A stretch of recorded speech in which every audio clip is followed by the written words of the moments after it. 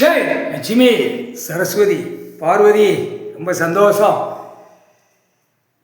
7 ஜென்மா ஆச்சு. பார்வதியே, பார்வதி, அமர்க்களமாக இருந்த குடும்பத்தை மானிட பிறவி ஒரு செத்த ஒரு பேய் பேப்பர் இடம் பிடிக்க நாசம் பண்ணி வச்சுட்டானே. முட்டா பேக, முக்கால் சத்தியம், ஆணும் பெண்ணும் சந்தோஷம் சந்தோஷம்.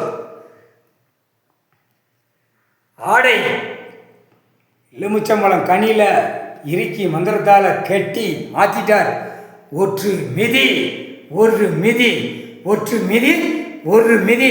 கடவுள் மிதிச்சா, ஆடையில் மிதிச்சா என்ன நடக்கும்?